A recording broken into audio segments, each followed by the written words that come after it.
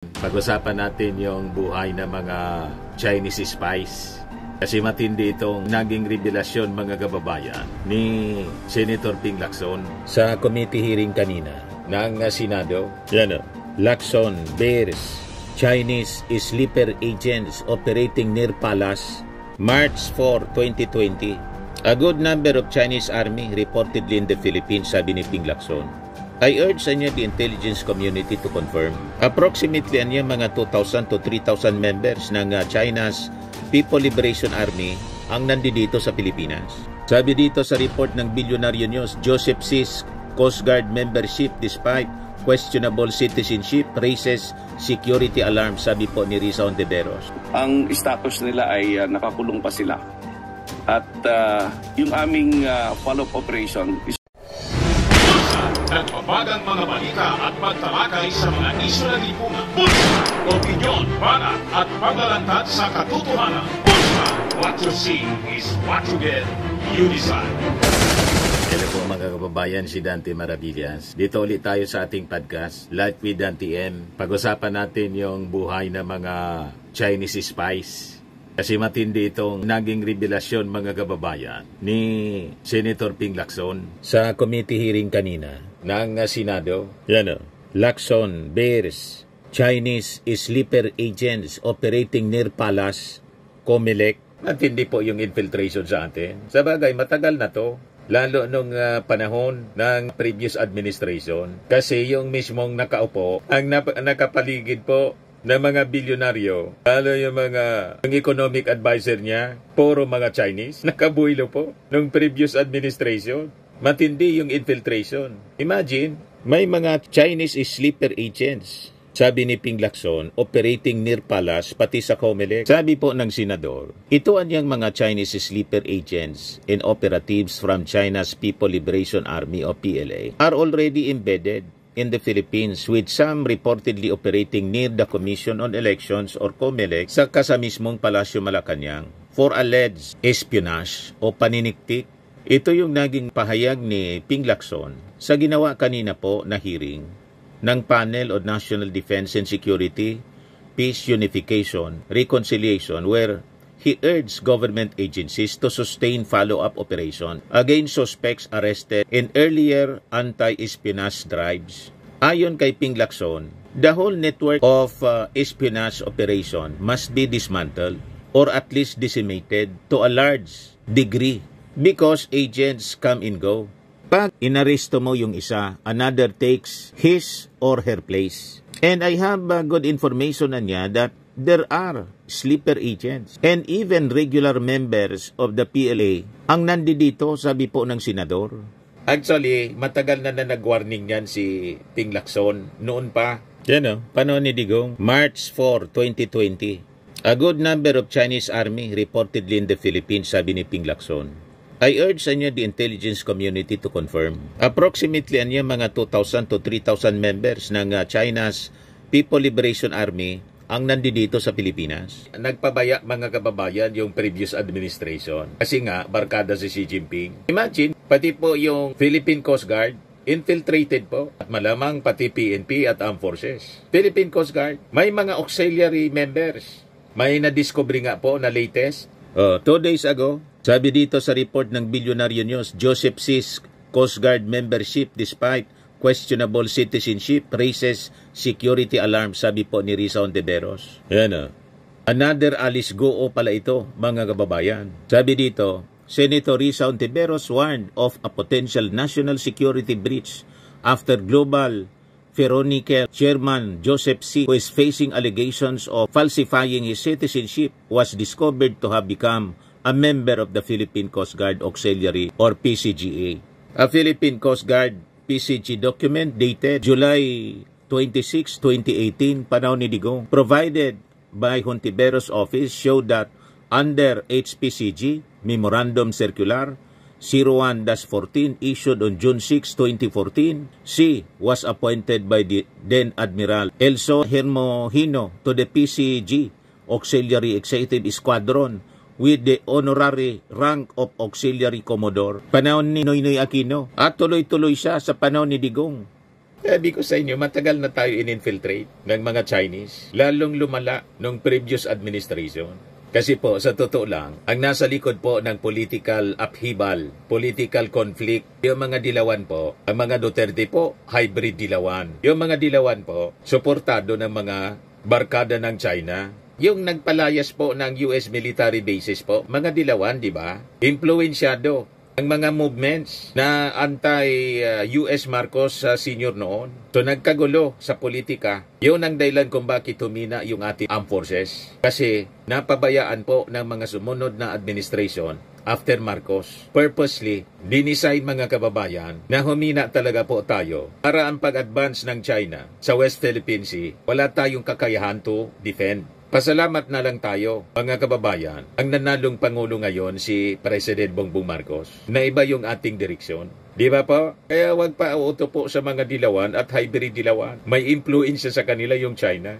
Si Cory Aquino po, yung people power ng mga dilawan, ang pasimuno po, si Cardinal Sin, Chinese, suportado ng mga businessmen na Chinese. Nagtaka pa kayo, mga kababayan, kung bakit itong another Alice Go o sabi ni Risa Ontiveros, na isa ring dilawan. Di ba? Na-appoint, panahon ni Noynoy Aquino, Memorandum Circular 114 issued on June 6, 2014, naging PCG, Auxiliary Executive Squadron, with the honorary rank of Auxiliary Commodore. Auxiliary Commodore, Chinese. Nakita ninyo kung paano in-infiltrate tayo ng China. Kaya sabi ko, napakaraming mga politiko, hawak ng China, Chinese interest po, ang sinusulong, yung infiltration ng China sa atin, parehas ng ginagawa nila because of their expansionist agenda. Pati nga po sa Amerika, may infiltration, may mga spies sila po doon. Sa Australia, sa Canada, global po ang paniniktik to pose for their interest, Chinese interest po, to dominate the world, to change the new world order. Nakita ninyo ba, mga kababayan? Kaya huwag tayong pauoto. So ito ngayon, ang latest na expose ni Ping Lacson, mga kababayan. Kasunod ng expose niya sa mga anomalya sa DPWH. Flood control anomalies. Sabi ni Ping Lacson, imagine, it's widespread. We have some in Palawan. We have some in Makati, some in Dumaguete. They have also reached near Aguinaldo, Comelec in Malacanang. There's more than meets the eye here. So we need pursuit operation without let up, sabi po ng senador. According to Lacson, there's a need for continual counter-espionage operations, but the country still relies on Commonwealth Act 616, which senators, including himself, are seeking to strengthen and amend. So during the hearing kanina po, si Attorney Ferdinand Lavin of the National Bureau of Investigation said agents had carried out at least 6 operations, arresting 19 foreign nationals suspected of espionage. Ito yung parte ng hearing, mga kababayan. Pakinggan natin yung pagtatanong at presentation po ni Attorney Lavin. Last May, where we intercepted in the act yung a Chinese national operating an IMSI in response to the query of the good Senator Lacson. We have already communicated with AMLAC. We have filed our secondary offense, the violations ng Anti-Money Laundering Council. We are also submitting to the COMSEC our position on the matter, Your Honors. And as follow-up submissions, we will include, upon completion, the results of our digital forensic examination on the seized or equipments taken into custody in the course of the seven operations by the NBI. How many foreign nationals have so far been arrested and anong status nila ngayon? Of the 19 persons arrested, 16 are Chinese nationals, 1 Cambodian, and 13 ang Chinese, 5 Filipino, and 1 Cambodian. May mga kasabwat na Pinoy po? To the interest of the committee, itong Filipino ay either guide ito, driver, or parang aid lang ito na ginamit na kasangkapan. Thank you, Mr. Chair. So hindi mo man masisisi kung bakit may kasamang mga Pinoy. Hinair lang sila, akala nila siguro turista lang. Di ba pa? Pero because of this expose ni Senator Ping Lacson at yung mga series ng arrest na ginawa noong mga nakaraang buwan, dapat magtulong-tulong po tayo, mga kababayan, na i-disseminate sa mga tao para maging aware sila na kung may mga Chinese, makikita mo naman ang itsura ng mga Chinese, tapos siyempre, mga Chinese yan, kung magsalita, Chinese, hindi mo maintindihan. Importante na kung kaduda-duda yung mga ginagawang pag-iikot-ikot, lalo yung mga areas tulad ng malapit sa Palasyo Malacanang, and other government offices or installations, military installation, yung palaging iniikot-ikotan, i-report po ninyo sa ating mga authorities. Kasi lumalabas niyan, tinulungan pa ninyo yung mga spies para maniktik sa ating bansa. Di ba po? Importante, magtulong-tulong po tayo kasi yung mga Chinese po, pinagtutulungan tayo. Kasi ang tingin sa atin, mababa ang tingin nila sa atin kasi yumaman na po sila. Gano'n naman po talaga. Lalo't under instruction sila, mga kababayan ng kanilang gobyerno, na ang ambisyon is world domination. So magtulong-tulong po tayo. Pag hindi tayo magtulong-tulong po nito, baka isang araw po mawalan tayo ng bansa. Sayang ng mga pagpapagal, sakripisyo, pakikipaglaban ng ating mga bayani. Di ba po mga kababayan? Magtulong-tulong tayo. Buti na lang ngayon po, based sa latest survey po ng OCTA, 85% sa mga Filipino wala nang tiwala sa China, sa mga Chinese. Yan o. 85% of Filipinos distrust China. Kaya yung survey po na mataas pa rin si Sara, malabo na yun po. Although sa latest survey ng OCTA po, nasa pangatlo na lang si Sara. Ang number 1 po, nangunguna sa trust ratings yung ating Pangulo. Sinundan ni Martin Romualdez, pangatlo na lang po si Sara. Pang-apat si Forthwith Archive, Chis Escudero. Nadamay ng pagbulusok dahil sa Forthwith Archive. Hindi po Forthwith Trial, kundi Archive. Balikan natin yung hearing kanina. No, ano status nila? Where are they now? And as I mentioned earlier, I'm particularly interested in your hot pursuit operations, if any. No, I assume that you have conducted tactical interrogation along with your investigation. So meron ba kayo napulot na mga bagong information that would lead you to conduct more operations? Yun ang mas interest ko kasi hindi dapat matapos arrest. This is an unusual crime committed against our national security. Unlike other criminal cases or ordinary criminal cases, with filing charges and pursuing their conviction in court, it entails more intelligence or other follow-up operations. Doon ako mas interesado, Director. Thank you, Your Honor. Mr. Chair, ang status nila ay nakakulong pa sila. At yung aming follow-up operation is more on the nature of digital or electronic surveillance, continuous surveillance. As a matter of fact, 2 of the 6 operations were born out from the information or electronic information taken dun sa naunang operation. Kung dun sa tactical interrogation, sometimes limited kami, Your Honors, Mr. Chair, dahil nagdadating kaagad yung kanilang counsel at pinapasa kaagad ito namin sa Department of Justice. By the way, Director, when I mentioned tactical interrogation, I was not referring to torture. There are so many tactical interrogation techniques that you can resort to and elicit information from arrested persons without resorting to physical torture or any mental torture on the arrested suspects. Kaya gusto ko malaman, kasi I assume, I can more or less assume na continuous pa rin itong mga operations. So, the whole network of espionage operations must be dismantled or at least decimated, di ba? To a large degree. Nang sa ganon, kasi agents come and go. Inaresto mo, meron papalit dyan. And I heard, no, I have it on good information, na maraming sleeper agents. No? Even regular members of PLA na nandito. Imagine, widespread eh. Meron tayo sa Palawan, meron tayo sa Makati, meron tayong Dumaguete. Matindi Umabot po. na sila sa malapit sa Aguinaldo. And then Comelec, Grabe. Malacanang. You see? So medyo there's more than meets the eye here, di ba? So kailangan talaga yung pursuit operations natin walang let up.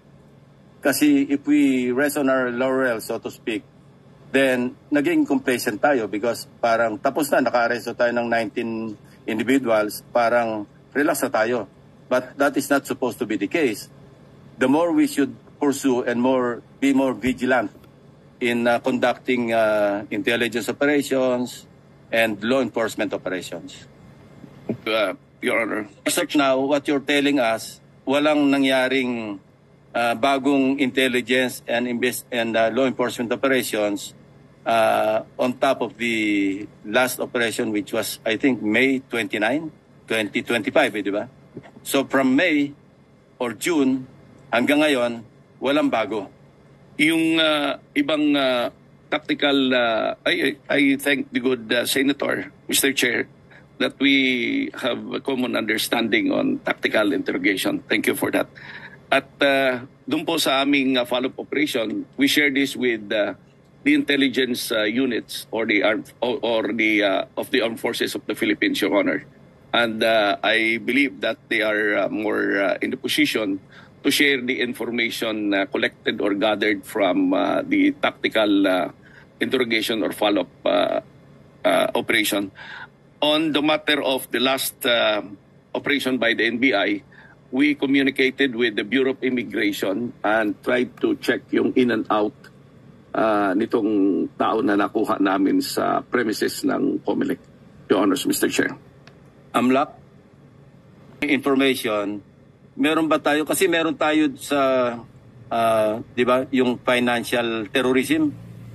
And this could be applied also in this particular case, di ba? So, di ba, web, yung tulad ng ginawa nyo kay Alice Go, di ba? Yung lahat ng nadapuan, pinapris ninyo. Even persons acting in good faith, no, na alam mo, nabilan ni Alice Go ng kotse. Di ba pati yun, na-freeze nyo yung assets, o yung kanilang bank accounts? So I'm wondering if you have done the same thing in these cases. I think there are at least 5 cases, Director and PNP, CIDG. Binibilang ko yung kaso, hanggang 5 kaso tong different cases in different parts of the country. So I wonder if AMLAC has done its homework in pursuing yung mandate ninyo along these lines. Your Honor, Mr. Chair, I profusely apologize if I could not provide an update about the referrals mentioned by Director Labin. But, Your Honor, if I will be given a time... Assurance lang, assurance. Yeah, yes, Your Honor. I'll check about these referrals, Your Honor, and provide a written update to this honorable committee, including the NBI. But I'd like to add, Your Honor, Mr. Chair, that if the referral refers to, or if the referrals refer to espionage as a predicate offense, we have a limitation in the sense that it's not a predicate offense to money laundering. And you mentioned, Your Honor, about terrorism or terrorism financing. Perhaps that could be a basis, but again, as I mentioned, I have to check. So would you suggest that we incorporate a provision under the measures under consideration na similar to the terrorist financing provision sa Anti-Terrorism Act para makover?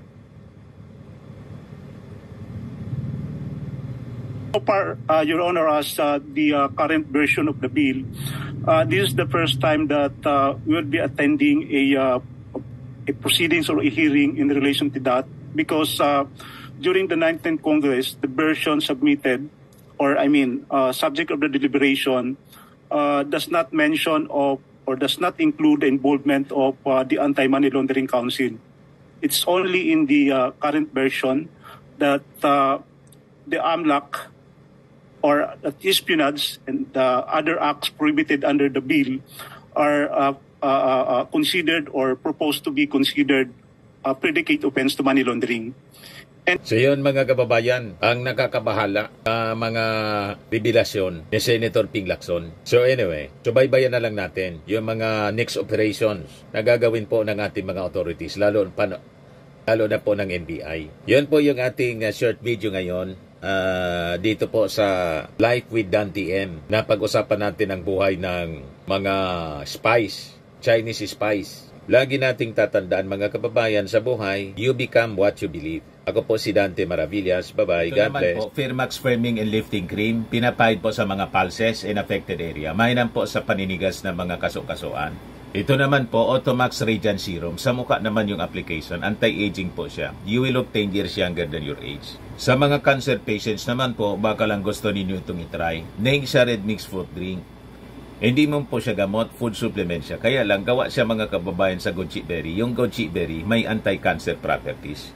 O ngayon, yung mga inquiries ninyo, dumiritso na lang kayo sa aming messenger sa Facebook para masagot namin agad. Ayos pa? Ayos na ayosan niya, Mr. Maravilla. But anyway, ito po pala yung aming bagong product na binibenta online. I am worldwide amazing pure organic barley powdered drink mix from Australia. Negosyo to ng aking anak na architect entrepreneur Riz Maravillas. Ayan po. Kontakin na lang po ninyo siya, Riz Maravillas on Facebook. Ang mga health benefits niya, boost immunity, improves digestion, enhance energy levels, packed with antioxidants, prevent cancer. Sa mga nagana po ng malinis and spacious fitness gym, pumunta lang po kayo sa aming Colossal Fitness Gym. May Grab ka rental din po kami. Ito naman po yung bago naming product na binibenta online. Eye Glow Serum, whitening po siya. Tingnan ninyo yung epekto sa aking anak na architect before and now. Yung mga inquiries po ninyo, dumiretso na lang kayo sa kanyang Facebook account, Riz Maravillas.